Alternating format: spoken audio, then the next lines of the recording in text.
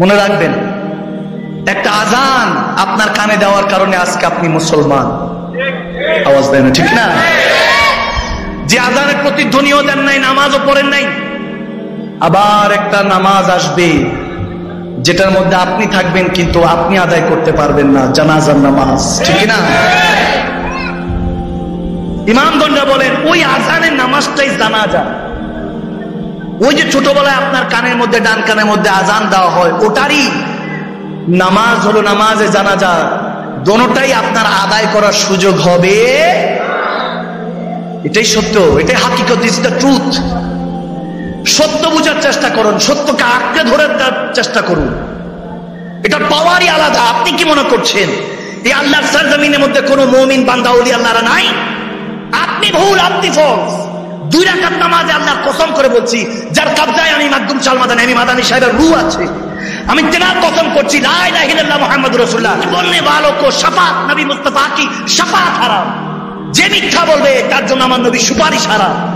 আমি কসম করে বলছি, আমি আল্লাহ আল্লাহ রাসূলের ইজ্জতের শপথ করে বলছি, এখনো এই জমিনের মধ্যে 2 রাকাত নামাজে আত্তাহিয়াতুলিল্লাহি ওয়া সালাওয়াতু ওয়াত তাইয়্যিবাত, আসসালামু আলাইকা আইয়ুহান নবী, 2 রাকাত নামাজে, 4 রাকাত নামাজে দহলিজে বসে সালাম ফেরাবার আগে যারা আমার নবীকে আইয়ুহান নবী বলে, আসসালামু আলাইকা আইয়ুহান নবী বলে যারা সালাম দেয়, নবীজি মদিনাতুল মুনাওয়ারা থেকে ওয়া আলাইকুম সালাম ইয়া উম্মতি যে বলে, এখনো নামাজে অনেক আল্লাহর ওলিরা শুনতে পায়। ওই মুমিন বান্দা আল্লাহর ওলিরা এই জমিনে এখনো আছে, না থাকলে তো আল্লাহ কিয়ামতই করে দিবে। এগুলো বুঝার চেষ্টা করেন, তেনাদের সাথে সঙ্গকে আপন করেন, রাহবার খুঁজেন। ইমাম ছাড়া জামাতের নামাজের কোনো দাম নাই।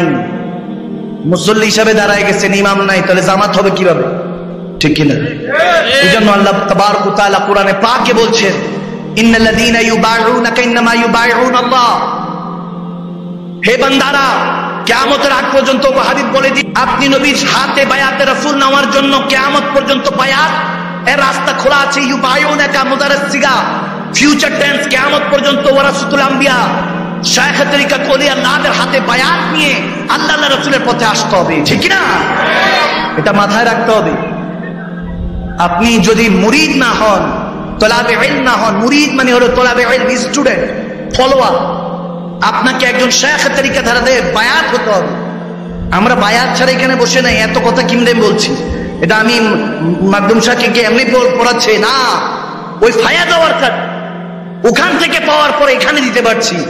আপনারাও নিতে পারবেন যখন ওখানের সাথে মদিনাওয়ালার সাথে কানেকশন জুড়িয়ে নিবেন, ঠিক না? ইন্নামা ইউবাইউনাল্লাহ, নিশ্চয়ই ওয়ারাসাতুল আম্বিয়া, ওলি আল্লাহর হাতে বায়াত হয়ে, নবীর হাতে বায়াত হওয়া মানে হলো আল্লাহর হাতে বায়াত, ঠিক না? আল্লাহর হাতে হাত দিতে হবে। ওসিলা হলেন আল্লাহর ওলিরা, পীর মাশায়েখরা, হক্কানি আলেমে দ্বীনরা, তারপরে সবচেয়ে বড় ওসিলা হলো আমার রাসূল, আমার হুজুর, ঠিক না? ওই পথে আসতে হবে। আল্লাহ তৌফিক দান করুক, আমিন বলে। যারা বুঝেছে তারা তো গায় শুধু আমার নবীর গুণগান, ঠিক না?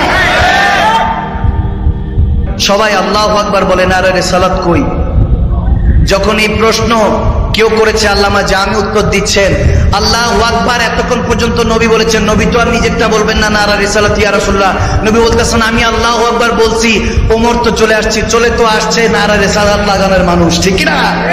এসে বলতেছি, ইয়া রাসূলুল্লাহ আপনি হক, আপনার ধর্ম হক, আল্লাহ যেহেতু হক, তাহলে কেন গোপনে আমরা নামাজ পড়বো, ওপেনে নামাজ পড়বো? সুবহানাল্লাহ। তখন হযরত ওমরের সাথে আরো 40 জন কলমা পড়ে ঈমান এনেছেন। ওমর যেদিকে সেদিকে এনারাও অনেক জ্ঞানী, তেনারাও সাহাবায়ে রাসূলের দফতরে যখন নাম লিখিয়েছেন, তখন হযরত ওমর বলতেছেন ওপেন নামাজ পড়বো, আর নবীজিকে বলতেছেন, ইয়া রাসূলুল্লাহ আমার সাথে শুধু আমিরে হামজাকে চাই। সুবহানাল্লাহ। আপনার চাচা যান তেনাকে শুধু চাই। হযরত ওমর দাঁড়ালেন, আমিরে হামজা দাঁড়ালেন। একজন হলো শের খোদা আলী, মওলানা আলীকে আসাদুল্লাহ ডাকা হয়, আল্লাহর সিংহ, কিন্তু আমির আসাদুর রাসূল, রাসূলের সিংহ ডাকা হয়। সুবহানাল্লাহ। চাচা ভাতিজা কি ভালোবাসা ছিল, ভাতিজা হিসেবে ডাকে না, ইয়া রাসূলুল্লাহ ডেকেছে। সুবহানাল্লাহ বলে। যখন আমির হামজা আর হযরত ওমর দাঁড়িয়ে গেলেন, বলেন এবার ইয়া রাসূল আপনি নামাজ পড়েন, আমরা আরো 17-18 জন পাহারা দিচ্ছি, আপনারা নামাজ পড়েন। আর তলোয়ার দিয়ে যখন তিনি যাচ্ছিলেন আমার নবীকে নিয়ে, তলোয়ার আকাশের বাতাসে উড়াতে উড়াতে বলছেন, কে তার বউকে বিধবা করতে চাও, কে তার সন্তানকে এতিম করতে চাও, আমি ওমর ইবনুল খাত্তাবের সামনে আসো। সুবহানাল্লাহ বলে। এরকম কি আজকে দুই একটা যুবক দাঁড়িয়ে হাত তুলে বলবে না আজকে থেকে ইসলামের পাহারাদার হয়ে যাব হুজুর?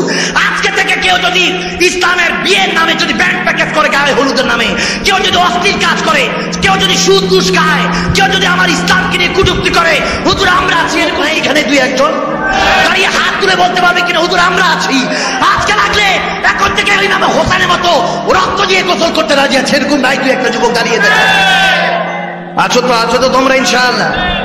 আল্লাহ কবুল করুক, আমিন বলে।